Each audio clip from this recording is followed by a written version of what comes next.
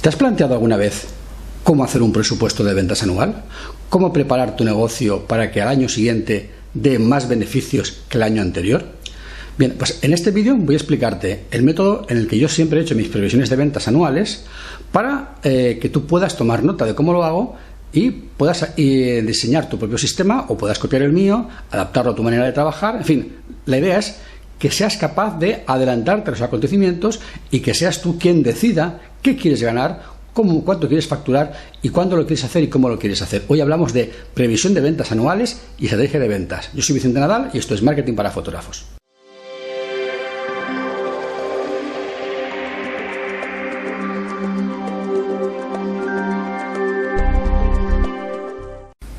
Bien, lo primero que necesitas para hacer tu previsión de ventas anual es recoger los datos del año anterior.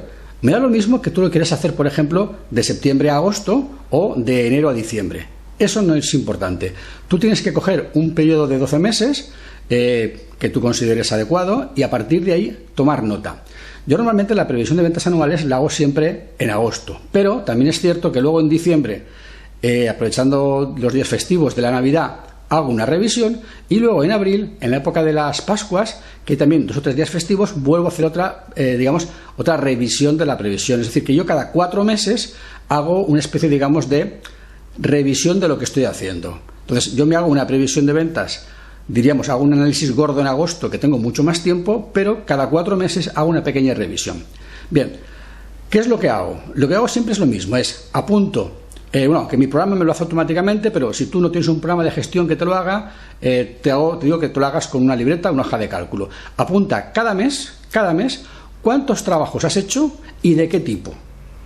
Se puedes poner perfectamente en una hoja de cálculo, puedes poner en la primera columna los meses, en las siguientes columnas boda, bautizo, comunión, estudio, retrato, industrial, publicidad, es decir, lo que tú hagas. Si es solamente un tipo de trabajo, solamente boda, pues puedes poner bodas, prebodas y posbodas, por ejemplo. Si haces fotografía de interiorismo de diferentes tipos, los diferentes tipos que hagas. La idea es que en cada mes tú apuntes cuántos trabajos has hecho de cada tipo. Bien, la siguiente, grupo de filas sería, para cada uno de esos tipos, cuánto has facturado en ese mes. Pues en este mes he hecho 2 trabajos y he facturado 1.000 euros. En este mes he hecho 7 trabajos y he facturado 350 euros, lo que sea. Vas añadiendo eso. Al final lo que haces es sumar todas las columnas y ver cuántos trabajos totales has hecho de cada tipo y cuánto has facturado en total por cada uno de esos tipos. La idea es obtener el precio o la facturación promedio de cada tipo de trabajo. Si tú solo haces reportaje de boda, pues dirías, yo al cabo de un año, de este último año, he hecho 15 bodas y he facturado 15.000 euros. Precio de boda de promedio, 1.000 euros por boda. Bien, es bastante sencillo. Piensa que normalmente tú tendrás más de un precio de reportaje o de trabajo y que los clientes podrían contratarte un trabajo pero luego pedirte más cantidad a mayores. La idea es que, independientemente de lo que tú tengas en tarifa, seas capaz de averiguar cuántos trabajos vendes y cuánto te produce de promedio cada trabajo. Bien, teniendo esa previsión y sabiendo qué meses has vendido más y qué meses has vendido menos, tú puedes al año siguiente prepararte para decir, vale, yo veo que normalmente por estadística en mi trabajo el mes más fuerte es junio. Julio es un mes fuerte, mayo también, pero menos. Marzo y abril son meses de poco trabajo y luego tengo, por ejemplo, otro pico en octubre y noviembre. Bien, eso sería, más o menos una cosa así normal, por ejemplo, para un fotógrafo de boda suele ser así porque es lo que a mí la estadística siempre me ha dicho. Bien, ¿eso qué quiere decir? Que tú podrías perfectamente planificar algo para provocar contratos de boda los meses que no tienes bodas, porque ya sabes cuáles son. También te permite, de alguna manera, adelantarte a lo que va a pasar. Ya sé que en mayo voy a tener muchas bodas, o en julio, por lo tanto, yo ya sé que antes de eso tengo que hacer otras cosas para, dejarme tiempo libre, porque luego voy a ir más agobiado. No solamente agobiado los meses que haces bodas, sino los meses siguientes que produces las bodas y que produces las fotos. Bien, lo que tienes que ver es lo siguiente. Yo ya sé cuántos trabajos hago cada mes, ya sé cuánto facturo cada mes, ya sé cuánto facturo de promedio al año en cada uno de los tipos de trabajo que hago. Luego, lo primero que voy a hacer es decidir, bien, pues si yo de promedio hago 15 bodas al año que viene voy a intentar hacer 18. Si es que consideras que haces pocas bodas.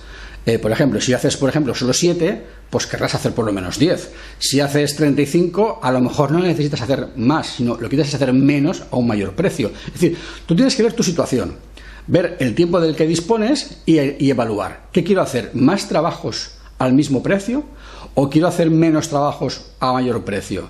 Porque no es lo mismo. Si haces poca faena, estás empezando, querrás hacer más. Si estás estabilizado, si tienes un negocio que funciona y tienes mucho trabajo y ves que el tiempo no te da, lo que necesitas es hacer menos trabajos y facturar más. De cualquier manera, algo que vas a tener que hacer siempre, todos los años, es subir los precios. Olvídate de la idea de pongo un precio y lo mantengo hasta que no aguante. Eso es un error, ¿vale? Es decir, es un error no por tus clientes, sino es un error por ti. Es decir, a ti mismo, como ser humano, tu cerebro te engaña y te hace que te sea muy difícil subir los precios cada 5 años. ¿Por qué? Si tú estás cobrando, por ejemplo, por un reportaje de boda 1.500 euros y no lo tocas en 5, 6, 7, 8 años, cuando lo tengas que subir será porque dirás, ostras, mi precio se ha quedado muy atrás, la gente está cobrando mucho más que yo, y lo que le vas a subir de golpe 300 euros va a ser mucha subida. Pero si tú todos los años lo subes un 3, un 4, un 5%, realmente no se va a notar. Es decir, si de 1.300 subirlo a 1.350 es una subida pequeña.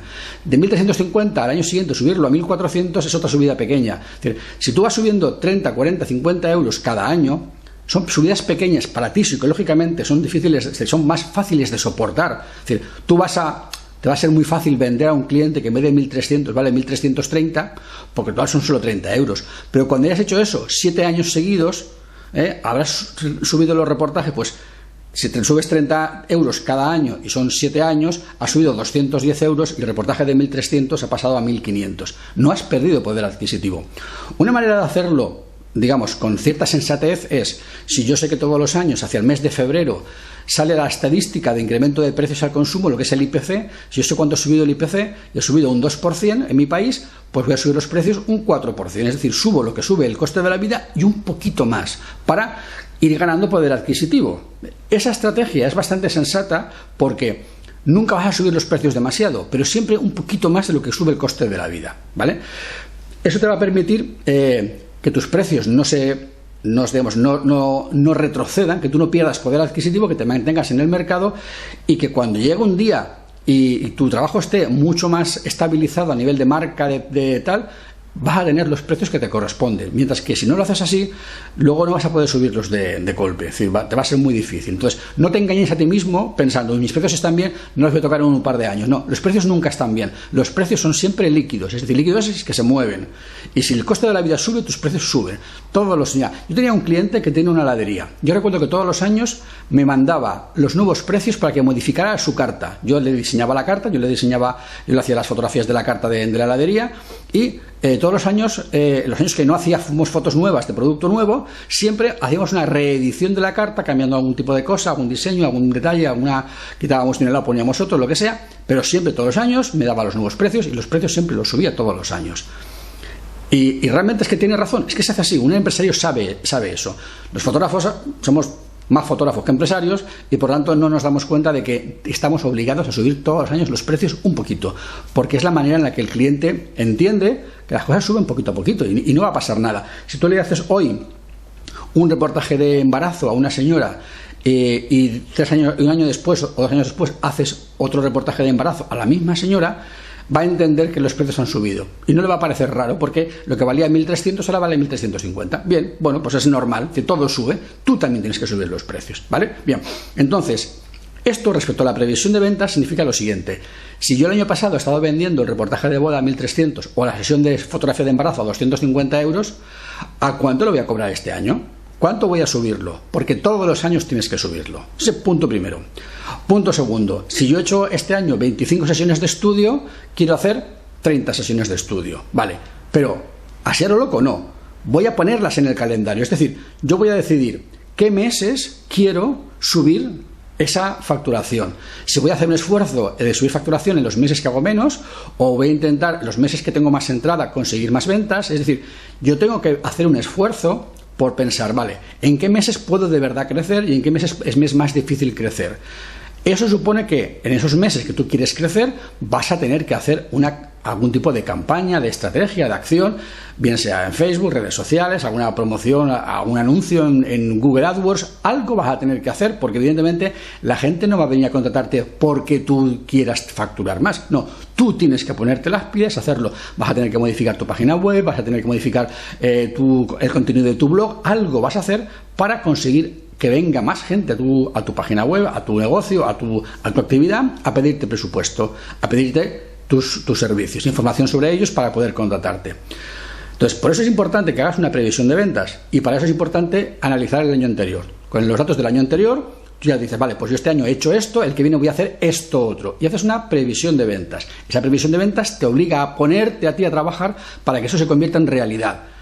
Esa acción de ponerte a que se cumplan las cosas que has previsto siempre va a hacer que seas tú el que tires del carro y que la facturación suba. Bien porque consigues más trabajos, bien porque has aumentado el precio, bien porque además de vender a tus clientes, una cosa que tienes que hacer es pensar, vale, mis clientes me han contratado tantos trabajos a este precio, pero resulta que han facturado un poco más de promedio, porque siempre hay cliente que al final acaba pidiéndote más cosas de lo que ha contratado.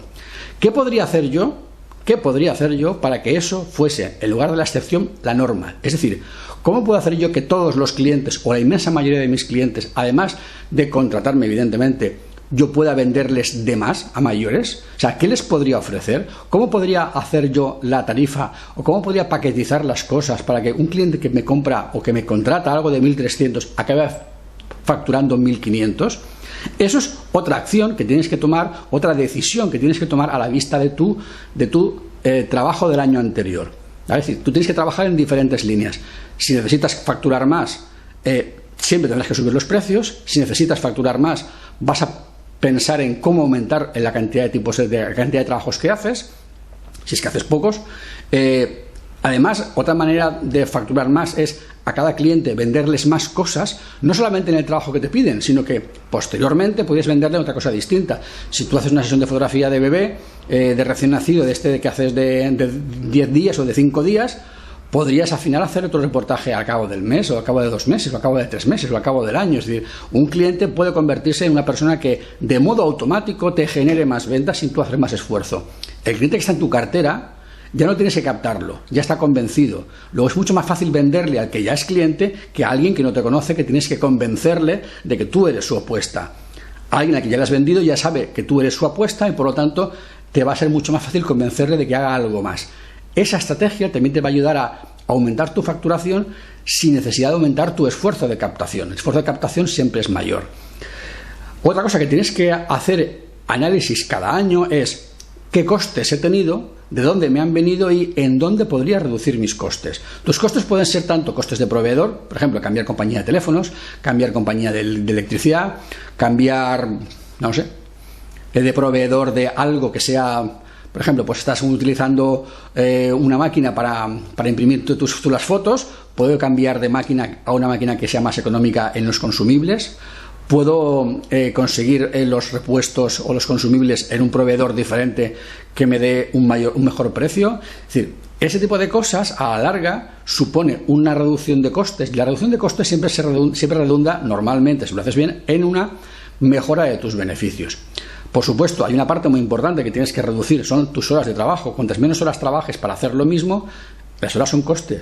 Luego tendrás reduciendo de coste. Ese coste que reduces de horas puedes dedicarlo a producir más o puedes dedicarlo a estar más con la familia. Calidad de vida. La calidad de vida también tiene un valor.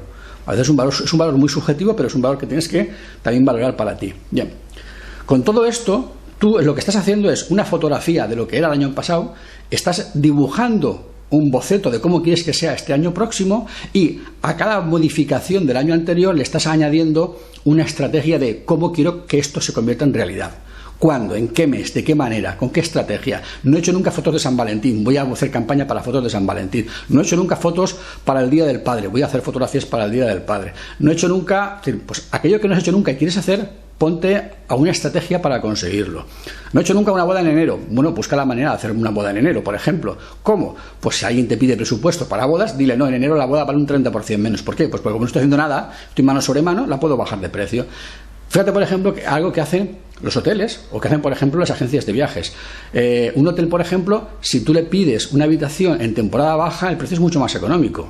Una agencia de viajes, un viaje a un sitio en temporada no turísticas te sale mucho más barato. ¿Por qué? Porque ellos necesitan que la maquinaria esté en movimiento aunque no ganen dinero. A ti te pasa más o menos lo mismo. Es decir, un reportaje de boda, por ejemplo, en el mes de junio, que es temporada altísima, pues vale lo que vale. Pero un reportaje de boda en el mes de enero, que no estás haciendo absolutamente nada, seguramente, y estás mano sobre mano, hombre, pues a lo mejor aunque bajes un 30% de facturación, sigues ganando pasta. Por lo tanto, ¿qué prefieres? ¿No cogerlo? ¿O cogerlo con un poco menos de margen, pero conseguirlo? Es decir, tienes que plantearte también hasta qué punto tus necesidades son las que son. Es decir, la gente entiende que en temporada baja las cosas valen menos. Tú también puedes hacer lo mismo. Es una manera de educar a tus clientes y decirle, mira, los reportajes de boda, estos son los precios, que vienes en temporada baja, o no te preocupes, pues en temporada baja más barato. Incluso puedes anunciarlo en tu página web y la gente puede decir, oye, pues a mí me da igual casarme en enero que casarme en marzo. Hay gente que le puede dar igual y a lo mejor pueden cambiar la fecha de la boda para adaptarse a tus tarifas porque les conviene. Pero esto será si tú educas a tus clientes y les avisas de esa manera de trabajar. Eso te va a permitir te va a permitir desestacionalizar los ingresos, que no sea todo agrupado en el mes de mayo, junio, julio. Te permitiría incluso en un momento dado decir, mira, pues por cada boda que no hago en junio necesito una boda y media en febrero.